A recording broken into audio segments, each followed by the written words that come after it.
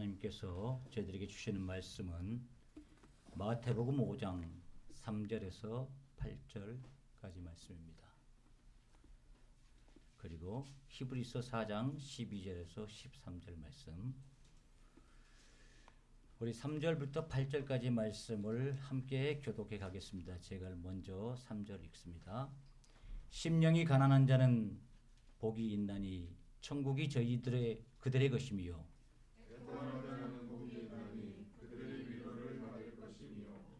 온유한 자는 복이 있나니 그들이 땅을 기업으로 받을 것이며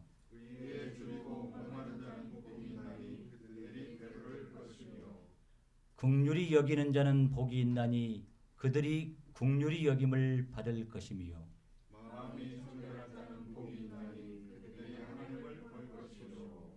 합평케 하는 자는 복이 있나니 그들이 하나님의 아들이라 일컬음을 받을 것이며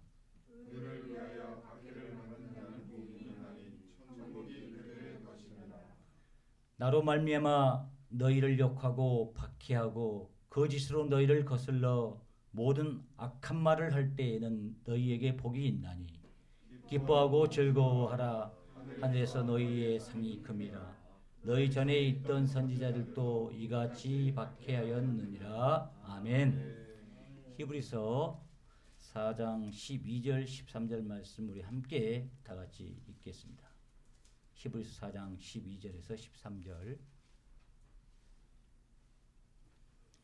하나님의 말씀은 살아있고 활력이 있어 좌우의 날선 어떤 금보다도 예리하여 홍과 영과 및 관절과 골수를 찔러 쪼개기까지 하며 또 마음의 생각과 뜻을 판단하나니 지으신 것이 하나도 그 앞에 나타나짐이 않음이 없고 우리의 결산을 받으실 이의 눈앞에 만물이 벌거벗은 것 같이 드러나느니라. 아멘.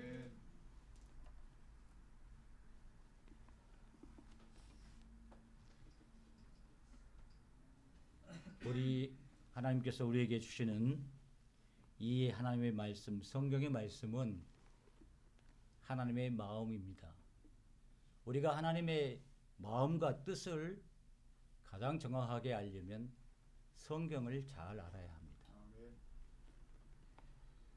바로 이 하나님의 말씀을 우리가 잘 알면 바로 세상과 우리를 향한 하나님의 구체적인 계획까지 우리는 읽을 수가 있습니다. 오늘 우리가 읽었던 말씀처럼 하나님의 말씀은 살아 있습니다. 그리고 세상을 변화시켜 나가는 행동입니다. 그리고 그 말씀, 그러하기 때문에 이 말씀은 그 말씀을 잘 받은 사람에게는 복으로 남고 그 말씀을 가볍게 생각하고 그냥 뭐 그런가 보지 이렇게 생각하는 사람들은 그 말씀이 화로 남을 수도 있습니다. 오늘 이 히브리서에서 우리에게 주고 있는 말씀 앞에 드러나지 않을 것이 없다. 말씀 앞에 드러나지 않을 것이 없다. 그리고 우리의 시간이 끝났을 때 우리에게 인생에 주어진 시간이 얼마 있는지 아무도 몰라요. 그러나 그 시간이 끝났을 때 반드시 결산할 날이 온다고 오늘 히브리서에서 이야기하고 있는데 바로 이 말씀이 그 결산하는 근거가 되기 때문에 그러므로 오늘 우리는 예수님께서 복과 화 그리고 축복과 저주 천국과 지옥에 대해서 주시는 이 말씀을 잘 경청하셔서 우리 모두 하나님 나라에 들어가는 복된 하나님의 사람이 될 수 있기를 기도합니다. 우리가 읽은 이 마태복음은 상당히 우리가 대충 이렇게 쉽게 볼 수 있는데 아주 조직이 잘 되어 있는 말씀입니다. 다시 말하면 이 마태복음 1장부터 4장까지는 예수님의 시작, 어떻게 시작됐는가 사역이 되어 있는 이야기로 되어 있고 5장부터 7장까지는 예수님께서 산에 올라가셔서 강론하시는, 다시 말해 한꺼번에 주님이 산에서 놀라운 하늘의 보화 같은 말씀들을 강론하시는 내용으로 모아져 있습니다. 또 8장부터 9장까지는 또 예수님께서 강론을 마치시고 이리저리 다니시면서 하시는 이야기들이 또 기록되어 있습니다. 10장은 또 예수님께서 제자들을 훈련시키시는 강론이, 그래서 너희들은 마을로 갈 때에 아무것도 가지지 말고 가서 복음을 전하라는 말씀들이 쭉 있죠. 11장에서 12장은 또 이야기가 되어 있고 13장은 하나님의 나라 천국에 대한 비유로 이렇게 또 돼 있어서 이 강론으로, 그리고 또 14장부터 17장까지는 또 이야기가 되어 있습니다. 사람을 고치시기도 하시고 이적을 베푸시기도 하시고, 또 물론 이제 중간중간 예수님께서 짤막하게 환자들 고치시면서 하시는 말씀도 나옵니다. 근데 또 18장에는 예수님께서 제자들이 구체적으로 어떻게 용서를 해야 될 것인지, 어떻게 기도해야 될 것인지, 이 강론이 또 18장에 모아져 있습니다. 또 19장부터 22장까지는 예수님께서 이제 마지막 십자가를 향해서 가시는 이야기들이 또 이렇게 소설되어 있습니다. 그리고 23장부터 25장까지는 예수님의 마지막 강론이 기록되어 있습니다. 그리고 26장부터 28장까지 거기는 예수님께서 이제 마지막 십자가에서 돌아가시는 이야기들이, 다시 말하면 이야기 말씀, 이야기 말씀, 이야기 말씀, 이게 지그재그로 계속 돼 있습니다. 그런데 또 놀라운 게 이 시작과 1장부터 4장과 26장과 28장은 시작과 끝이 이렇게 대칭을 이루고 있어요. 그리고 5장과 7장, 이게 오늘 저희들이 읽었던 5장과 7장, 5장 시작은 팔복으로 시작이 되는데 이것과 대칭이 되고 있는 강론은 23장에서 25장. 무엇으로 시작하냐면 저주로 시작이 되고 있습니다. 여기는 팔복으로 시작이 되는데 여기는 저주로 시작됐어요. 그리고 7장에서 예수님께서 하나님의 나라에 들어갈 자는 나더러 주여 주여 하는 자마다 들어가는 것이 아니라 내 아버지 뜻대로 반석 위에 집을 짓는 사람, 말씀을 듣고 행하는 자만이 내 아버지께 들어갈 자다. 하나님의 나라에 들어갈 사람이 어떤 사람인가에 대해서 이야기를 했는데 25장 하나님의 나라에 들어갈 자들이 어떤 사람이냐, 거기서 여러분들이 잘 알고 있는 열처녀 비유가 나오죠. 그리고 달란트 비유가 나오죠. 그리고 양과 염소의 비유. 다 하나님의 나라에 누가 들어갈 자인가, 어떤 나라가, 어떤 사람이 하나님의 나라에서 존귀 여김을 받는가 하는 이야기가 되어 있습니다. 이게 대칭을 이루고 있다 이 말이에요. 성경이 이렇게 조직이 잘 돼 있나 할 정도로 정말로 놀랍게 잡혀 있어요. 근데 이 모든 것을 이렇게 딱딱 이렇게 그 저울추처럼 중간을 잡고 있는 것이 있는데 그게 뭐냐면 13장입니다. 이 13장은 7가지 천국 비유로 나와 있습니다. 하나님의 나라는 마치 밭에 감춘 보화 같다, 겨자씨와 같다, 뭐 이런 얘기들이 7가지 그 하나님의 나라의 비유가 쭉 기록되어 있죠. 근데 우리가 여기서 보고자 하는 것은 5장에서 이야기하고 있는 팔복과 또 23장에서 이야기한 7가지 저주에 대한 얘기들을 좀 더 유심히 한번 살펴보려고 합니다. 그래서 왜냐하면은 하나님의 나라에 들어가는 사람은 저주를 받은 사람입니까? 축복을 받은 사람입니까? 이야, 축복을 혼자 하신 것 같아요. 그러면 지옥에 던져진 사람은 저주받은 사람입니까? 축복받은 사람입니까? 예, 저주받은. 이게 아주 명확하게 이게 그려지고 있어요. 근데 우리 천국 이야기한다든가 뭐 지옥 이야기하면 좀 구태의연한 얘기 아니나 생각하시는데 마태복음의 중심은 천국과 지옥, 그 근거에서 말씀이 들어가 있습니다. 말씀. 이 말씀은 제가 처음에 이야기했던 것처럼 하나님의 마음입니다. 하나님의 의지입니다. 하나님의 뜻을 이 세상 가운데서 하나하나 드러내시고 행동으로 나타내시고 하나의 결과로서 만들어내는 게 바로 말씀입니다. 제가 지난번 잠깐 에이전트를 이야기를 했는데 이 말씀은 사실 하나님의 에이전트입니다. 다시 말하면 하나님의 마음을 이 세상 가운데서 구체화시켜 나가는데 말씀 없이는 그 어떤 무엇으로도 불가능합니다. 그리고 이 말씀은 반드시 행동으로 나타나야만, 구체적인 행동으로 나타나야만 그 결과가 나타나는 거죠. 결과는 무엇입니까? 천국이냐 지옥이냐. 이런 아주 분명한 구조가 마태복음에 우리에게 보여주고 있다는 것입니다. 그래서 오늘 이 축복을 받는 사람과 저주의 사람, 어떤 사람이 축복을 받는 사람이고 어떤 사람이 저주를 받는 사람인가. 오늘 이 본문은 예수 믿는 자들의 복에 대해서 이야기하면서 하나님의 나라에 들어갈 사람 하면서 이야기를 하는데 8가지 복, 뭐 여러 가지 우리가 인생 살면서 복이 많죠. 뭐 돈을 많고 이빨이 좋고 건강하고 뭐 여러 가지 복이 있는데 성경에서 이야기하고 있는 8복은 무엇인가? 좀 저는 이게 신학을 공부하면서 좀 이해하기 힘들었어요. 사실 이게. 왜? 마음이 가난한 사람 복이 있답니다. 그리고 또 거기는 좀 그래도 그럴 수도 있겠다 생각했는데 애통하는 자는 복이 있답니다. 또 좀 그래서 뭘 애통을 하는데 복이 있을까? 그리고 의에 줄이는 자는 또 복이 있다고 그래요. 그리고 온유한 자는 복이 있다. 이렇게 이야기를 하고 있습니다. 그러니까 이 복에 대해서 몇 가지는 이해되는데 몇 가지 이해되지 않는 것이 좀 있어요. 그렇죠? 마음이 가난한 사람이 왜 복이 있을까? 근데 예수님이 팔복을 이야기하면서 그 사람은 천국이 저희의 것이다 라고 얘기를 했어요. 그리고 마지막 팔복은 무엇입니까? 의를 위하여 핍박을 받는 자는 복이 있다. 왜?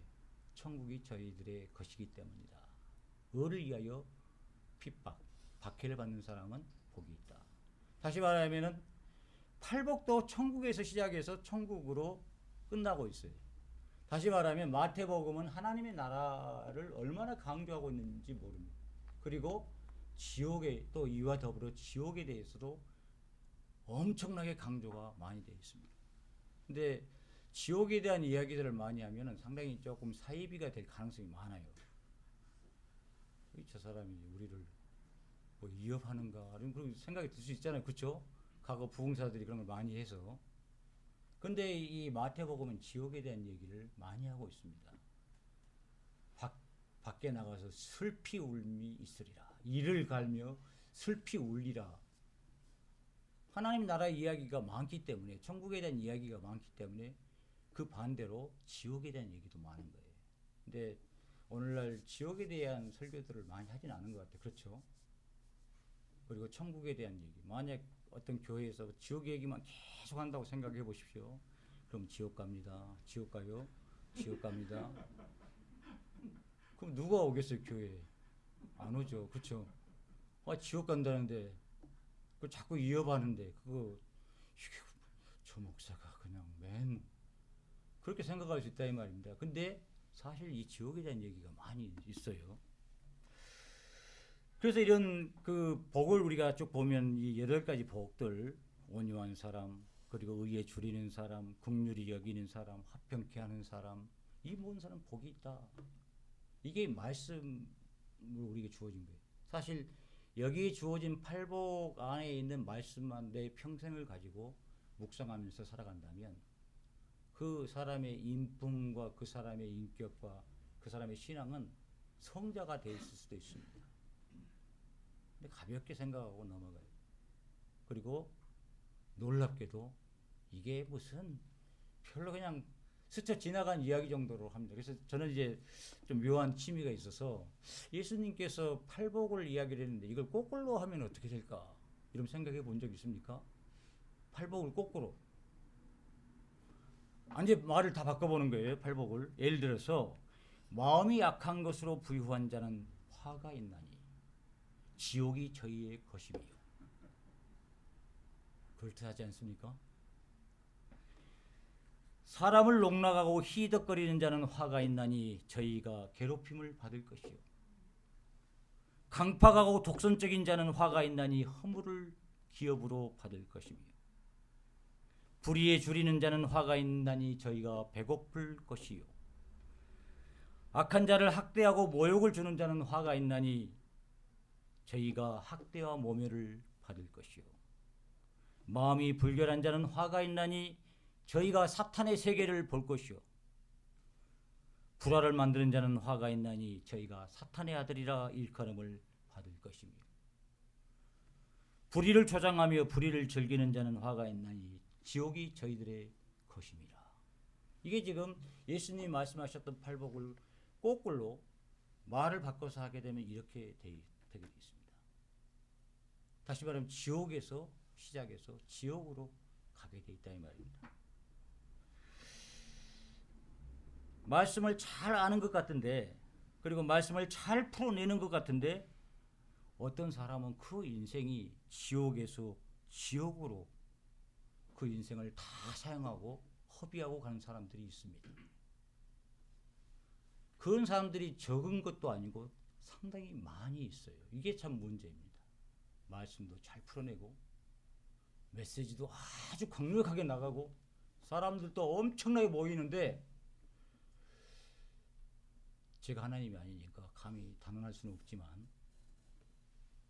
오늘 이 성경을 보니, 예수님께서 말씀하신 내용들을 가만히 보니 지옥에서 지옥을 향하여 가는 모든 길에 자신의 인생의 모든 시간과 정력과 자신의 지식과 이 모든 것을 다 쏟아붓고 가는 사람들이 있다는 말입니다. 여러분, 그 사람이 어쩌면 저일 수도 있어요. 저는 이 말씀을 묵상하면서 늘 좀 떨려요. 사실 내가 마지막 말씀 앞에 모든 것이 드러날 텐데, 마지막 결산할 때가 되어서 모든 것을 하나님께서 말씀으로 결산할 텐데, 정말로 하나님 앞에서 부끄럽지 않게 결산되어질 수 있을까? 천국에서 문을 두드리고 천국을 들어가서 천국을 향해서 가다가 결국 완전히 천국으로 안착되는 그런 삶을 내게 주어진 이 지상의 시간을 그렇게 보낼 수 있을까 하는 그런 고민들이 말씀을 읽으면서 늘 있습니다. 오늘 제가 이걸 조금 두려워하는 것 중에 하나가 뭐냐면, 오늘 여기에서 예수님께서 저주를 퍼부은 사람들에 대해서 저와 매우 가까이 있는 사람이기 때문입니다. 오늘 우리가 읽지는 않았습니다만은 마태복음 23장 시작은 7가지 저주로 시작됩니다. 똑같이 앞장 시작할 때 어떻게 시작하냐면은, 화 있을진저 너희 서기관들과 바리새인들이여, 화 있을진저 너희 서기관들과 바리새인들이여, 화 있을진저 너희 서기관들과 바리새인들이여. 여러분, 서기관 어쩌면 오늘 우리 목회자들하고 가장 가까이 있을 수도 있습니다. 말씀을 늘 전하고 사람들 앞에 서서 뭔가 이야기하고 있지 않습니까? 바리새인 어쩌면 잘 예수 믿고 오랫동안 산 사람들일 수 있습니다. 다시 말하면 늘 말씀과 가까이 있으면서 성경을 보고 성경 안에서 뭔가를 찾아가려고 하는 듯 하는데, 이상하게 이런 사람들을 향해서 예수님께서 화 있을진저 그렇게 이야기하고 있는 것입니다. 그래서 이 마태복음 23장의 말씀은 저주로 시작이 됩니다. 말씀을 전하는 자들이 사실 가장 어쩌면은 봉인해가지고 딱 봉인해놓고, 다른 장은 모르고 23장만 딱 봉인해놓고 이 장을 절대 죽을 때까지 보지 않고 싶은 그런 장일 수도 있습니다. 왜? 무서운 말씀들이 기록되어 있기 때문에. 너무나 무서운 얘기들이. 하나님 말씀과 율법에 통달한 이 서기관들은 엄청 하나님 말씀에 대해서 통달되어 있는 사람들입니다. 다시 말하면 성경을 기록하고 성경을 해석하고 성경에 대한 이야기들을 하나하나 풀어서 그걸 잘 모르는 사람들에게 자세히 설명한 사람들이 누구냐면 서기관들입니다. 그 당시에 종교 해당이 많이 있었는데 해당에서 이것을 해갔던 사람이 누구냐면 서기관들입니다. 근데 바로 이 서기관들을 향해서 예수님께서 화 있을진저 너희 서기관들과 바리새인들이여. 그러면서 그 뒤에 계속 7개 계속 나온 것이 뭐냐면 외식하는 너희여 외식하는 서기관들과 바리새인, 이렇게 이야기하고 있습니다. 그래서 7번씩이나 예수님께서는 강조하여서 지옥을 향해 가는 저들을 향해서 경고를 주셨습니다. 어쩌면 우리도 지금 그 얘기는 별로 듣고 있지는 않지만 영적으로는 끊임없이 하나님께서 내가 지옥을 향해서 가고 있을 때 경고를 계속 주고 있는지도 모릅니다. 예수님께서 마태복음 23장 33절, 독사의 새끼들아 너희가 어찌 지옥의 판결을 피하겠느냐. 무섭지 않습니까? 독사의 새끼들아, 예수님께서 어떻게 지옥의 판결을 피할 수 있겠느냐. 여기서 우리는 특이한 것을 발견합니다. 말씀을 늘 연구하고 늘 풀어주고 그 말씀에 대해서 잘 안다고 자처하는 이 서기관들의 그 모습, 왜 이 모습을 향해서 예수님은 이런 엄청난 얘기를 하셨을까 하는 것입니다. 어쩌면 우리를 향해서 주시는 말씀도 있습니다. 23장 첫 번 1절부터 쭉 보니까 그들은 하나님의 율법을 받은 모세의 자리에 앉았다라고 이야기를 했어요. 모세의 자리에 앉았다. 다시 말하면 마음이 가난해서 하나님 정말로 이렇게 이 사회가 힘듭니다. 집이 없는 사람들 지금 이 집 때문에 전세하는 것 때문에 너무 힘듭니다. 어떻게 보면 이 현실의 어려운 문제나 이러한 것들을 가지고 말씀을 가지고 늘 이 목회자들이 기도하면서 성도들 그리고 우리들의 믿음의 사람들이 어떻게 이 나라를 정말로 하나님께서 사랑하는 나라로 만들어 가신가 고민하고 해 가기보다는 내가 이제 말씀을 아니까 판단하는 자리에 있어서 모세 자리에 앉아 있다 이 말입니다. 그래서 어느 때는 목사들이 이쪽에 편이 붙었다가 저쪽에 붙었다가 왔다 갔다 해요. 이쪽이 정권을 받으면 이쪽이 정권을 잡을 때는 이쪽이 좋았다가 또 저쪽이 정권이 받도 이쪽. 그러니 무슨 교회가 무슨 이데올로기 이리 갔다 저리 갔다 왔다 갔다 하는 그런 경우가 있어요. 그러면서 어떤 힘이 딱 있는 목사들이 딱 되면 모세의 자리에 앉은 것처럼 모든 걸 탁탁 해나가고 있는데 사실 웃기는 일들이 많습니다. 두 번째 예수님께서 주신 말씀 23장 3절에서 저들은 말만 하고 행하지 않는다 했습니다. 서기관들과 바리새인들 말만 하고 행하지 않는다.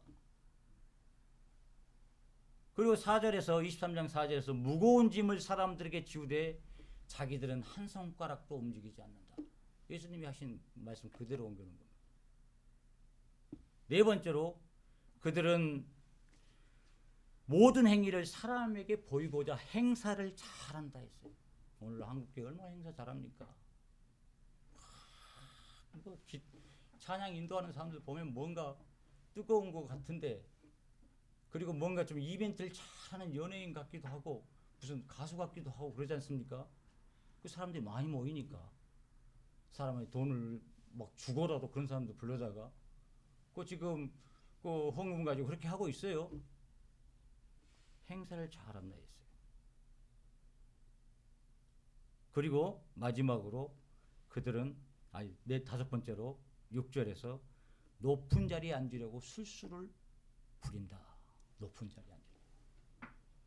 좀 더 높은 제사장은 대제사장이 이렇게 있지만 서기관들도 그 자리가 있어요. 등급이. 더 높은 자리에 앉으려고 바리새인들도 더 높은 위치에 올라가려고 술수를 부린다. 이 말씀을 풀어가는 사람들이 말씀을 하나하나 설명하면서 이 말씀을 통해서 하나님의 의지를 이 세상 가운데 하나하나 펼쳐가려고 하는 사람들이 술수를 부려서 더 높은 자리를 찾아가려고 한다 이 말입니다. 이게 여러분 멀리 있는 얘기가 아니에요. 아주 우리 가까이 있는 이야기들입니다. 그리고 마지막 여섯 번째로 그들이 이런 지경에 예수님의 이 화 있을진저 너희 서기관과 바리새인들이 이런 저주를 받은 지경에 이르게 된 것은 그들은 선생이라 칭함을 받길 좋아한다. 근데 참 놀라운 것이 이 6가지에서 나는 얼마나 벗어났나 이렇게 생각을 해봤어요.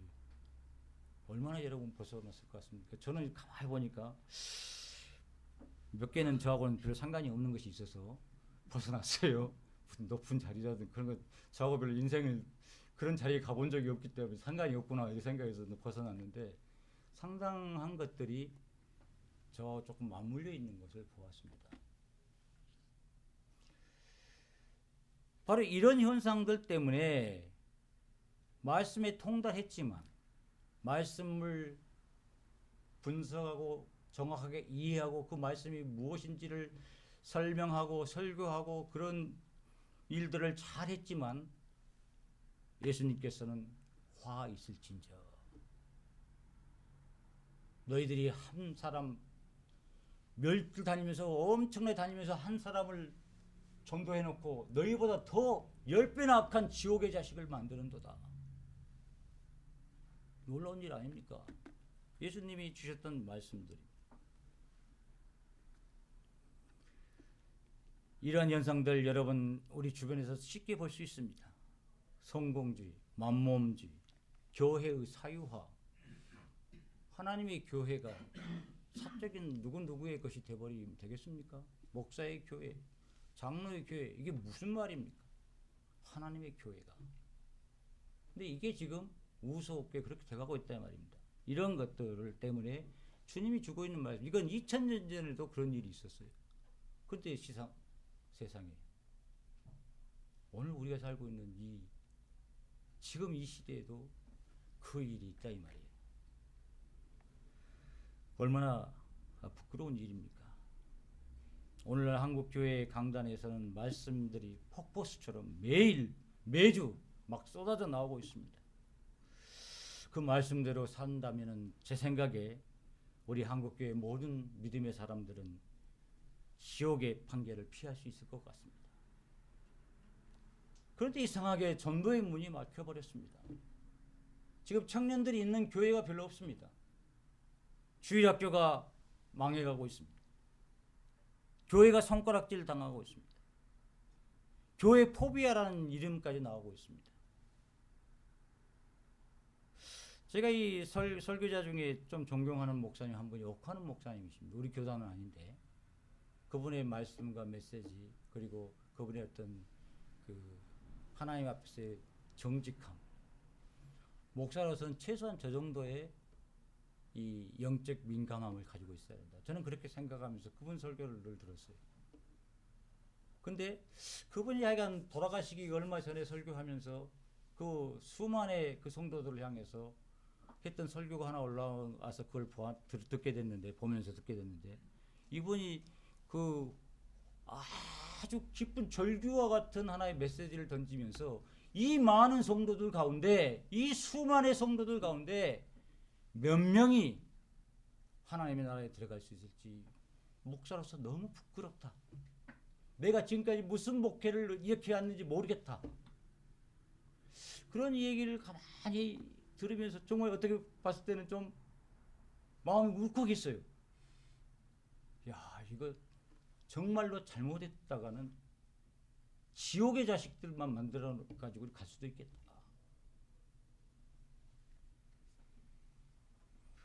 요즘 시대가 탤런트 같은 목사를 구합니다. 연예인 같은 찬양 인도자, 자기 구미에 맞는 설교자들을 찾고 있습니다. 이게 이 시대의 일만이 아니라 주전 8세기 아모스가 가만히 이해한 것도 보니까 비슷해요.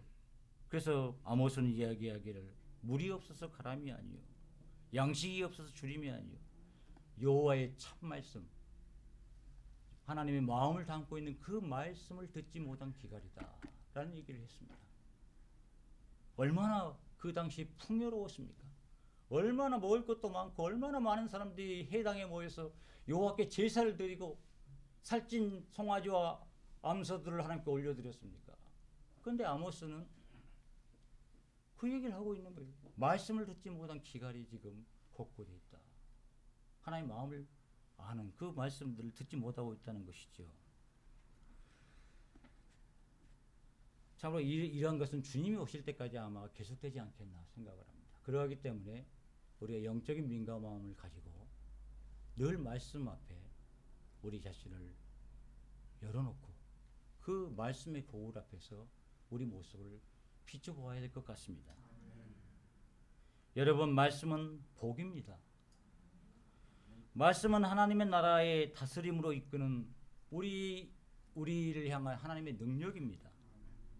천국에 들어가는 우리가 매일매일 먹어야 될 양식입니다.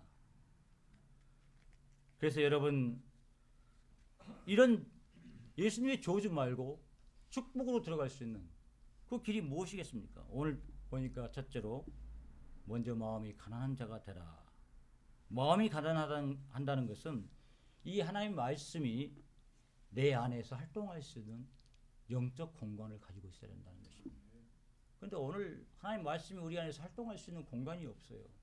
왜냐하면 너무 부유한 것으로 세상의 것으로 가득가득 채워져 있기 때문에 말씀이 우리를 하나하나 빚어 나갈 수 있는 어떤 영적 공간이 없습니다. 그러니 이 사람이 천국이 저희 것이 될 수 있겠습니까? 될 수 없어요. 예수님 말씀, 제자들에게 하신 말씀이 먼저 너희들 이 마음이 가난해야 된다. 그래야 천국이 너희 것일 것이다. 그러면 여러분, 이게 첫 번째 복이 마음이 가난한데, 이 마음이 가난하면 천국이 저희 것이고, 이 마음이 가난한 것은 다섯 번째 복하고 또 연결되어 있습니다. 놀랍게도 다섯 번째 복이 무엇입니까? 다섯 번째 복이 뭐예요? 첫째 복은 마음이 가난하고, 둘째는 애통하고, 셋째는 온유하고, 넷째는 의에 줄이고, 다섯째는 긍휼히 여기고. 마음이 가난한 사람은 긍휼히 여길 줄 압니다. 그러니까 이 복이라는 것은 하나라는 것이 아니라 계속 이렇게 우리가 고구마를 캐면 막 고구마가 막 덩굴처 이렇게 흘러나오는 것처럼 말씀은 이렇게 다 연결돼서 같이 나오게 되어 있습니다. 그러니까 마음이 가난하면 천국이 저희 것인데, 이 마음이 가난한 사람들은 놀랍게도 긍휼을 많이 베푸는 사람입니다. 두 번째 보니까 애통하는 사람. 저는 사실은 어린 시절 그 커온 교회가 늘 우는 교회였어요. 그래가지고 라디오에서 좀 이단과 같은 계속 우는 사람들이 많은 교회가 있는데, 우리 목사님이 늘 이렇게 회개, 그리고 우리 자신의 죄, 그리고 이 가족들의 죄, 아직 하나님께 돌아오지 못한 그 어머니나 또 형제들의 죄에 대해서 늘 애통하면서 이걸 어떻게 그 기도를 하지 않을 수 있느냐. 그래서 늘 기도하면서 울면서 기도하는 그런 교회 속에서 저는 자라왔습니다. 그래서 애통한다는 것이 내 죄, 가족의 죄, 이웃의 죄, 우리나라 이 가지고 있는 그 민족의 죄까지도 하나하나 민감하게 반응하면서 애통할 수 있는.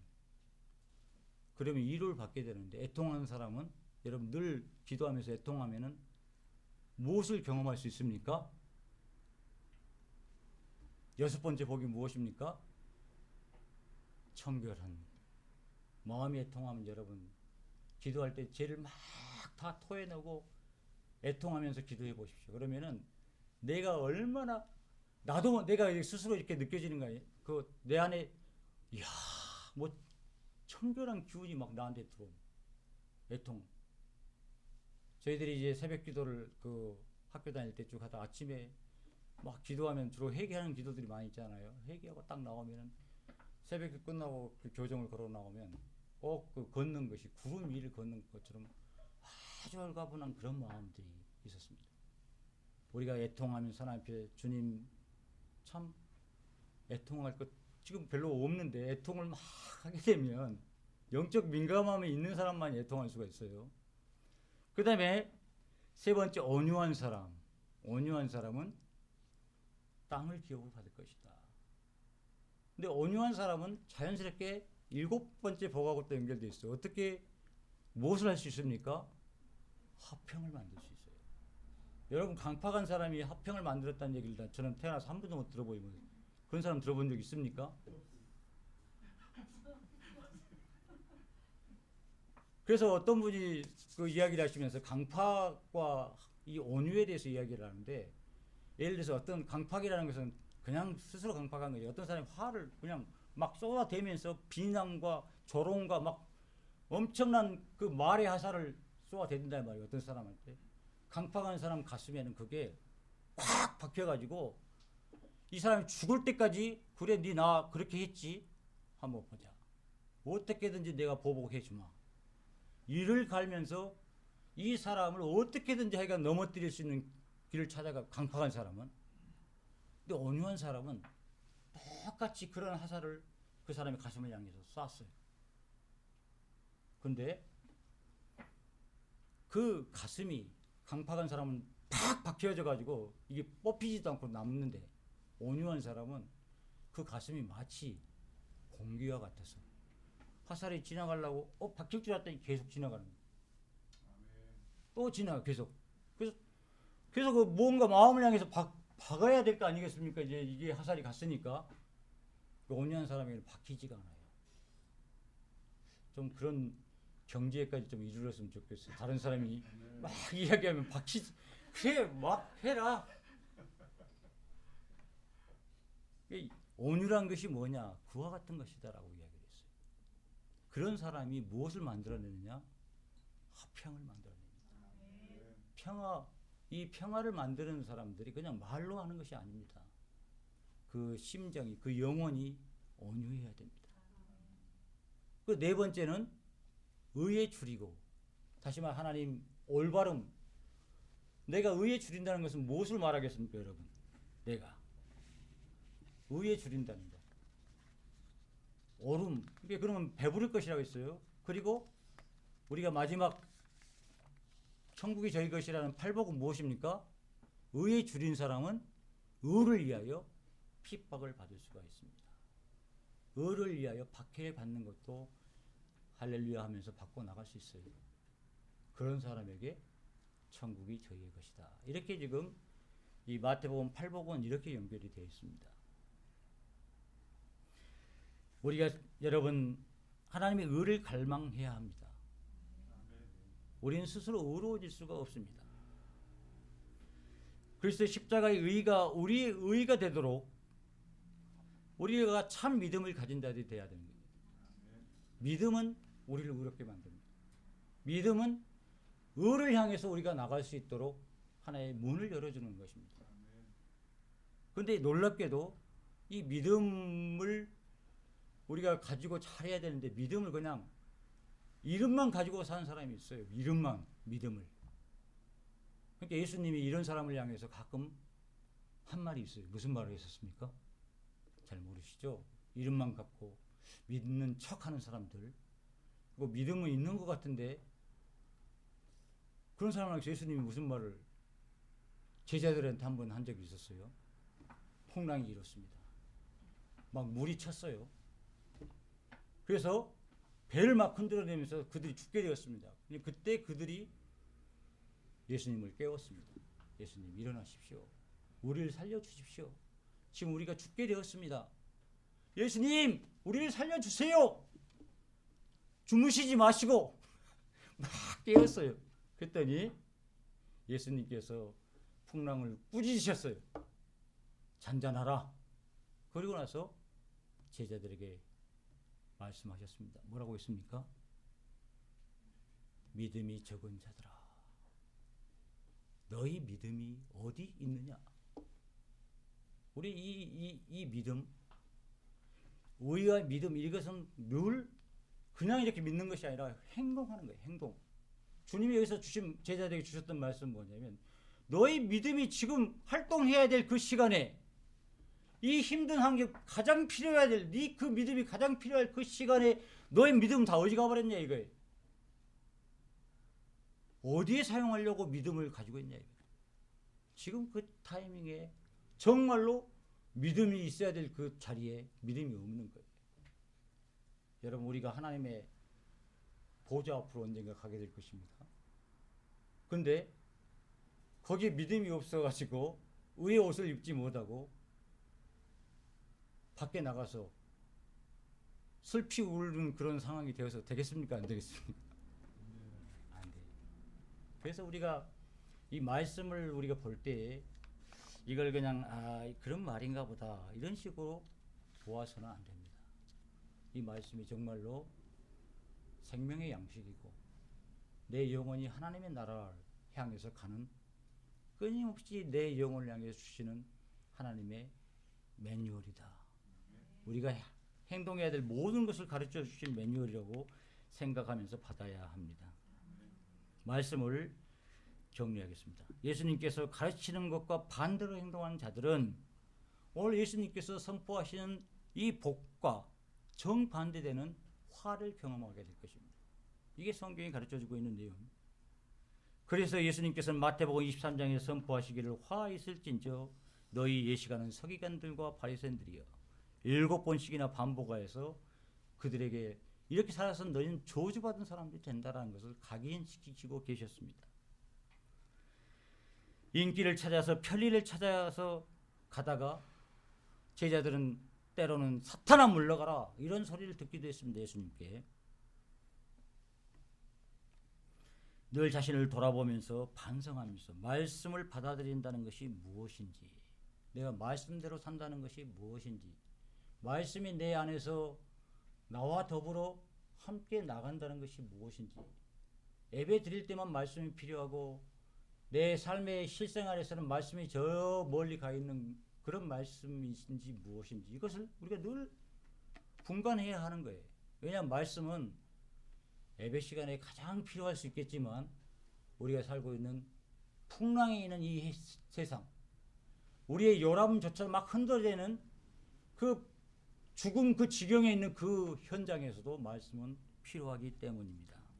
그래서 오늘 우리 주님께서 주신 말씀처럼 그 말씀, 하나님의 의지를, 하나님의 마음을 내가 정확하게 받아들여서 그 말씀이 내 안에서 활동할 수 있도록 우리의 믿음을 가지고 그 말씀과 더불어 가는 사람, 이 사람은 오늘 주님이 주신 말씀처럼 8가지 복을 받은 사람들입니다. 바라기는 이 우리 주님의 그 복을 받고 우리가 천국과 천국의 그 사이를 계속 순례하면서 마지막 우리의 종착지인 하나님의 나라에 들어갈 수 있는 저희 모두들이 되었으면 좋겠습니다. 이 시간 우리가 하나님 말씀 생각하면서 함께 통성으로 기도한 시간 갖겠습니다. 다 같이 함께 통성으로 기도하겠습니다.